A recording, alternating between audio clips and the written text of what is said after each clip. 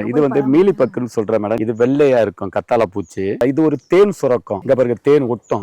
இது ஒட்டுனது கருப்பா மாறிடும். இது ஒரு சூட்டி மோல்டுன்னு ஒரு பூஞ்சனம் வந்துடும். இதுக்கு முதல்ல என்ன செய்யணும் சொன்ன மேடம், ஃபர்ஸ்ட் இதை கட் பண்ணுங்க. இந்த கிளைகளை கட் பண்ணணும். இந்த கிளைகளை கட் பண்ணி இதை நெருப்பு வச்சு கொளுத்திடணும். இதை வந்து நீங்க கொய்யா செடிக்கு மட்டும்தான் கட் பண்ணணும். இனி இந்த சாறு உறிஞ்சு பூச்சிகள் வந்து இது வராம இருக்கிறதுக்கு நீங்க என்ன செய்யணும்னு சொன்னா பிரீஸ்னு ஒரு மருந்து இருக்கு. 1 லிட்டர் தண்ணிக்கு 4 ml பிரீஸ், 2 ml விஸ்டம். இது தளிரதுக்கு டெக்ஸைம் அல்லது பிளாசம், அது 1 லிட்டருக்கு 5 ml. அப்ப ஒரு செடிக்கு 3 லிட்டர்னு சொன்னா நல்லா ஸ்ப்ரே பண்ணணும், நல்லா நனையணும், பிரஷரா அடிக்கணும். ஏன்னா நம்ம அந்த பழத்தை நம்ம வீட்டு பிள்ளைகளுக்கு கொடுக்கிறோம், நம்ம சாப்பிடுறோம். கெமிக்கல் குடுத்தீன்னு சொன்னா நன்மை செய்யும் பூச்சியையும் சாகடிச்சிடும். நல்லா நனைச்சுக்கிட்டு நனைக்கிறதுக்கு முன்னாடி இந்த மருந்த ஒரு மாதத்துக்கு ஒரு தடவை 3 தடவை ஸ்ப்ரே பண்ணுங்க. கீழே பூம்பும் பூச மண்ணின் வயிறு அந்த கருப்பு உரம் குப்பைச்சாணியை போட்டுட்டு வாங்க. இந்த செடிகள் நன்றாக வளரும்.